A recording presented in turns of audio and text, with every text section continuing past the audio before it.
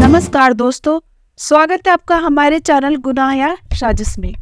आज हम बात करने वाले हैं संदीप नाथवानी राजकोट केस के बारे में। एक बेटे ने क्यों अपनी अपाहिज मां को मार डाला। दोस्तों, आज हम जिस कहानी के बारे में बात करने जा रहे हैं वह काफी विचलित और दिल दहला देने वाली है। जिस तरह से इस मामले का खुलासा हुआ वह भी काफी चौंकाने वाला था। इस कहानी को शुरू से जानने से पहले अगर अभी तक आपने हमारे चैनल गुनाह या साजिश को सब्सक्राइब नहीं किया है तो जल्द से जल्द सब्सक्राइब कर ले और बेल आइकन भी दबा ले, ताकि जब भी मैं कोई नई वीडियो डालूं उसका अपडेट सबसे पहले आपको मिल जाए। तो चलिए जानते हैं पूरी घटना को। जैसा मैंने आपको वीडियो के शुरू में बताया था, आज की कहानी है गुजरात की राजकोट के संदीप नाथवानी और उनके परिवार की। संदीप नाथवानी जो कि 36 साल के थे और पीसीसी प्रोफेसर थे। वो राजकोट के सरकारी फार्मेसी कॉलेज में असिस्टेंट प्रोफेसर थे। वो राजकोट में अपनी बीवी और बेटी के साथ रहते थे। उनकी माँ जयश्री जो खुद एक रिटायर्ड टीचर थी, अपनी तबीयत खराब होने की वजह से हॉस्पिटल में एडमिट थी। हॉस्पिटल से डिस्चार्ज होने के बाद उनके बेटे संदीप नाथवानी उन्हें अपने साथ जामनगर के राजकोट अपने घर लेकर आ गए थे उनकी देखभाल करने के लिए, क्योंकि वो खुद से न तो खा पाती थी न ही अपने बाकी काम कर पाने में सक्षम थी। वह अपनी बीमारी के कारण पूरी तरह से हर काम के लिए दूसरे पे आश्रित थी। संदीप के अलावा जयश्री नाथवानी के 2 बेटियां भी थी, जिसमें से एक की शादी हो चुकी थी और एक कुंवारी जामनगर में रहती थी। संदीप अपनी माँ जयश्री नाथवानी के इकलौते बेटे थे, इसीलिए उनकी देखभाल की जिम्मेदारी भी संदीप पर आ चुकी थी। पूरी तरीके से जब से जयश्री संदीप नाथवानी के घर आई थी तब से उनकी बीवी और उनके बीच काफी झगड़ा होने लगा था जयश्री नाथवानी को लेकर। संदीप की पत्नी के लिए जयश्री नाथवानी की सेवा करना सर दर्द बन गया था, जिसके कारण वह हमेशा संदीप से झगड़ा करती थी। बहन की शादी को लेकर भी घर में काफी तनाव रहता था। घर में हमेशा तनाव और झगड़े का माहौल रहता था। 27 सितंबर 2017 को राजकोट के रामेश्वरम के दर्शन एवेन्यू बिल्डिंग में जयश्री नाथवानी की बॉडी बिल्डिंग के कंपाउंड में पड़ी मिलती है। बिल्डिंग का गार्ड भागकर तीसरी मंजिल पर जयश्री के बेटे संदीप नाथवानी को बुलाने जाता है। संदीप नाथवानी अपनी मां की मौत की खबर सुनकर जल्दी से भागकर आता है और अपनी मां के मृत शरीर को देखता है। जब पुलिस आती है तो पुलिस को संदीप नाथवानी बताता है कि उसकी मां काफी बीमार थी। उन्हें अपने दैनिक दिनचर्या का पालन करने या चलने में भी सहारा लेना पड़ता था। 27 सितंबर की सुबह को अपनी मां को सूर्य नमस्कार यानी कि जल चढ़ाने के लिए छत पे ले गया। संदीप के पड़ोसियों ने भी इस बात की पुष्टि की थी कि सुबह संदीप अपनी मां जयश्री नाथवानी को सहारा देकर छत पे ले गया था और उनके पड़ोसियों ने भी उनकी मां को छत पे पहुंचाने में उनका साथ दिया था।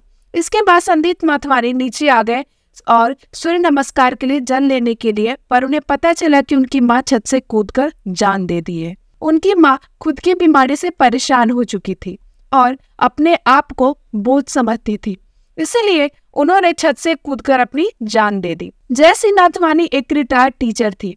उनकी तबीयत सितंबर महीने की शुरुआत से ही खराब चल रही थी। उनका चलना भी मुश्किल हो गया था। उनका दैनिक दिनचर्या यानी खाना पीना और नहाने के लिए भी उन्हें किसी और पे डिपेंडेंट रहना पड़ता था, इसलिए वह अपने इकलौते बेटे नाथवानी के घर आकर रहने लगी थी। सभी तनाव से शायद उभरकर जयश्री नाथवानी ने अपनी जान ले ली, पर पुलिस को संदीप की कहानी पे शक की बू आ रही थी। शक इस बात का था कि जब जयश्री नाथवानी चलने मात्र के लिए लोगों का सहारा लेती थी तो भले वो 4 फीट ऊंची दीवार पार करके छत से कैसे कूद सकती है। कुछ तो था जो संदीप नाथवानी छुपा रहे थे। पर पोस्टमार्टम की रिपोर्ट में भी जयश्री नाथवानी की मौत के कारण ऊंचाई से कूदना ही बताया गया था। पोस्टमार्टम रिपोर्ट में किसी तरह की झड़प या बचाव करने का कोई सुराग नहीं मिल रहा था। न ही किसी ने जयश्री नाथवानी के चीखने चिल्लाने की आवाज सुनी थी। संदीप के पड़ोसी भी संदीप की बताई कहानी की पुष्टि कर रहे थे। कहीं से भी कोई भी पुख्ता सबूत पुलिस के हाथ तक नहीं लग पाया था। अभी तक यह केस सुसाइड केस ही लग रहा था, जिसके कारण 3 महीने तक पुलिस ने किसी पुख्ता सबूत की कमी में संदीप की कहानी को सच मान रहे थे। जयश्री नाथवानी एक रिटायर्ड टीचर थी, एडुकेटेड थी, उनके बच्चे भी एडुकेटेड थे और अपनी अपनी लाइफ में सेटल थे। सभी तरह से परिवार संपन्न था, तो फिर भला ऐसी क्या स्थिति हुई होगी कि जयश्री नाथवानी ने अपनी जान ले ली? क्या सच में वो खुद को अपने बेटे और बहू के ऊपर बोझ मानने लगी थी? अपने बेटे और बहू के बीच झगड़ा और तनाव से दुखी होकर उन्होंने अपनी जान दे दी, या फिर अपनी ही लाचारी से दुखी होकर उन्होंने ऐसा कदम लेने का फैसला किया? आखिर क्या मजबूरी रही होगी जो कि जयश्री नाथवानी ने आज कर ली? जिन बच्चों को उन्होंने बचपन से पढ़ाया, उन्हें पाल पोस कर बड़ा किया, उन्हें काबिल बनाया, आज वही माँ उन पर बोझ बन चुकी थी कि बच्चे से बुढ़ापे का सहारा का उम्मीद रखना जयश्री नाथवानी को गलत लगने लगा था। क्या यह उनकी आत्मसम्मान पर चोट कर रहा था, जिसके कारण उन्होंने अपनी जान ले ली थी, या फिर सच कुछ और था? जयश्री नाथवानी की मौत के 3 महीने बाद एक चौंका देने वाला खुलासा हुआ। पुलिस को एक गुमनाम चिट्ठी मिली, एक चिट्ठी जिसमें जयश्री नाथवानी की मौत के राज का खुलासा लिखा हुआ था। चिट्ठी में जो कुछ भी लिखा हुआ था वो जयश्री नाथवानी की कुछ अलग कहानी बयान कर रहा था। किसने भेजी थी ये चिट्ठी? क्या लिखा था? आखिर चिट्ठी में क्या ये केस के गुमराह करने की कोशिश थी या कुछ और? इस चिट्ठी में जो कुछ लिखा था वो संदीप नाथवानी की बताई कहानी से ठीक उल्टा था।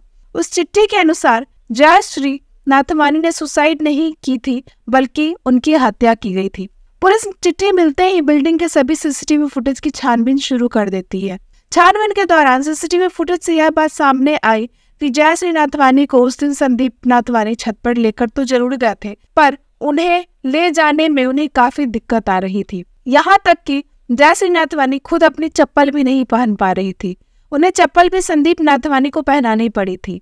उन्हें लगभग 4-5 सीढ़ी चढ़ने में भी 15 मिनट का समय लग गया था। ऐसे में सोचने वाली बात थी कि जयश्री नाथवानी भला कैसे 4 फीट ऊंची दीवार को पार कर खुद से छत पर से कूद सकती है, वह भी जब वो अगर उनसे 10 फीट की दूरी पर हो। भला वहां तक कैसे खुद चलकर गई होंगी? पर अभी यह सबूत काफी नहीं था, क्योंकि पुलिस को वारदात की जगह से सीसीटीवी फुटेज नहीं मिली थी, यानी कि छत पर सीसीटीवी कैमरा नहीं लगा हुआ था। पूरे बिल्डिंग में सिर्फ छत ऐसी जगह थी जहां पर सीसीटीवी कैमरा नहीं लगा था, इसलिए वहां उस वक्त क्या हुआ यह किसी को नहीं पता था। पर पुलिस को इतना कंफर्म हो गया था कि जयश्री नाथवानी ने आत्महत्या नहीं की है, बल्कि उनकी हत्या हुई है। जब बिल्डिंग के बाकी लोगों ने पुलिस को यह बात बताई कि संदीप की बीवी का जयश्री की मौत के बाद का रवैया काफी चौंकाने वाला और अजीब था। जयश्री की मौत की खबर मिलते ही जहां बिल्डिंग के सभी लोग इकट्ठे हो गए थे, वह जयश्री की बहू काफी देर तक अपने घर में ही रही और 1 घंटे बाद वो बाहर अपनी सास की डेड बॉडी देखने आई थी। ना ही उसके चेहरे पे किसी तरह का शोक या मातम दिखाई दे रहा था, जो कि काफी अजीब था और शक पैदा करने वाला था। इन सभी बातों के खुलासे के बाद पुलिस का शक अब संदीप और उसकी बीवी पे था, पर पुलिस का यह शक तब यकीन में बदला जब उन्हें जयश्री नाथवानी की मेडिकल रिपोर्ट मिली।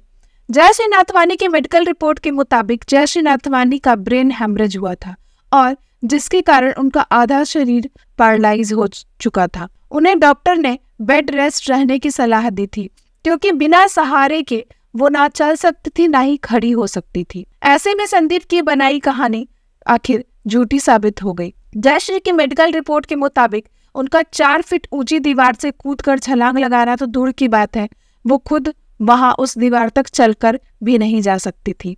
घटना के दौरान संदीप ही ऐसा शख्स था जो वहां मौजूद था, जिसका सबूत खुद सीसीटीवी फुटेज में था। यानी संदीप ने ही खुद अपनी मां को छत से धक्का देकर उन्हें नीचे फेंका था। अब सब कुछ सामने आ चुका था। यहाँ कोई सुसाइड नहीं बल्कि एक मर्डर था, एक सोची समझी साजिश। पुलिस ने संदीप नाथवानी को जयश्री नाथवानी के मर्डर केस में गिरफ्तार कर लिया था और संदीप ने भी अपना सच पुलिस वालों के सामने कबूल कर लिया। संदीप ने बताया कि उसकी मां के पैरालिसिस के कारण वह उस पर बोझ बन चुकी थी। संदीप जयश्री नाथवानी का इकलौता बेटा था, इसलिए उसकी मां की जिम्मेदारी उस पे आ गई थी। उसकी मां की देखभाल को लेकर उसकी पत्नी और उसके बीच काफी झगड़ा हुआ करता था। वह अपनी जिम्मेदारी से भाग नहीं सकता था, इसलिए इन सबसे परेशान होकर संदीप अपनी मां से छुटकारा पाने का सही सोचा समझा तरीका निकाला। उसे उस दिन 27 सितंबर को सुबह यानी अपनी मां को सूर्य नमस्कार नहीं बल्कि छत से ऊपर फेंकने के इरादे से ही ले गया था। उसे छत पे ले जाकर अपनी मां को छत से धक्का दे दिया और उसी की चप्पल पहनकर वापस अपने फ्लैट में आ गया। जब वॉचमैन ने संदीप को बताया कि उसकी माँ की मौत हो चुकी है, तब उसने अपनी माँ की मौत पर दुखी होने का ढोंग किया। सबके सामने अपनी माँ के आत्महत्या करने की झूठी कहानी रची। घटना के खुलासे के बाद सभी जगह मीडिया में इस मामले में सीसीटीवी की फुटेज वायरल हो गई। सभी को इस केस के बारे में जानकर और सीसीटीवी फुटेज देखकर काफी हैरानी हुई। सीसीटीवी फुटेज में जो कुछ दिखा था वो काफी दिल दहला देने वाला था। सीसीटीवी फुटेज में संदीप अपनी माँ को छत पे ले जाकर धक्का देने के बाद बड़े आराम से आते हुए दिख रहा था। वो अपनी माँ की चप्पल पहने हुए था। उसके माथे पे अपनी माँ की खून करने का कोई दुख नहीं था। संदीप नाथवानी के हैवानियत से भरे कारनामे को देखकर सभी हैरान थे। अपने फ्लैट में वापस आने के बाद वो आराम से अपने अपार्टमेंट में चला गया था। वो तब तक बाहर नहीं आया जब तक उसके बिल्डिंग का वॉचमैन उसे माँ की मरने की खबर नहीं दी, और खबर मिलते उसने एकदम परेशान होने का ढोंग रचा। सीसीटीवी में संदीप का ढोंग साफ साफ पकड़ा गया था। इसे देखकर कई लोग हैरान थे। कोई कैसे अपनी खुद के माँ की इतनी बेरहमी से हत्या कर सकता है। इस मामले ने सबको सोचने पे मजबूर कर दिया कि क्या कोई इतना बेरहम और क्रूर मानसिकता वाला हो सकता है जो अपनी बीमार माँ की हत्या कर दे। वो माँ जिसने कभी हाथ पकड़ के चलना सिखाया था, जिसने कभी उसके बीमार होने पर उसकी तबीयत का ध्यान रखा था, उसे सहारा दिया था और पाल पोस कर बड़ा किया था। श्रवण कुमार वाले इस देश में ऐसे बेटे भी हो सकते हैं, किसी ने सोचा भी नहीं होगा। इस केस के खुलासे के बाद संदीप नाथवानी को पुलिस हिरासत में ले लेती है। तब संदीप की हालत खराब हो जाती है। उसे साइनस का दर्द होने लगा, जिसके कारण उसे अस्पताल में एडमिट करा दिया गया और हॉस्पिटल से डिस्चार्ज होने के तुरंत बाद उसे हिरासत में ले लिया गया। उसकी सुनवाई के दौरान संदीप नाथवानी की बहन ने भी कोर्ट में गवाही दी कि उसके भाई और बीवी में उसकी माँ को के प्रति व्यवहार कैसा था। साथ ही संदीप नाथवानी के पड़ोसी ने भी संदीप के जुर्म की गवाही दी। उस दिन उन्होंने जय श्री नाथवानी को सीढ़ी चढ़ने में मदद की थी। यह जानकर कि उन्हें उनकी मदद कर रहे हैं, उन्हें क्या पता था कि वो संदीप के काले कारनामों में उनकी मदद कर रहे हैं। उन्होंने संदीप की बात पर यकीन किया। उन्हें लगा था कि सच में संदीप अपनी बूढ़ी माँ को मरने का दुख है, पर उन्हें क्या पता कि जिसको वो सांत्वना दे रहे हैं उसके चेहरे के पीछे एक हैवान छिपा हुआ है।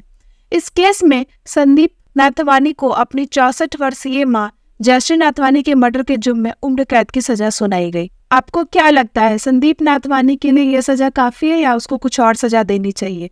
अपनी राय हमें कमेंट में अवश्य बताएं। आज की घटना यही समाप्त होती है। मैं आपसे फिर मिलती हूँ अगले घटना के साथ। तब तक के लिए धन्यवाद।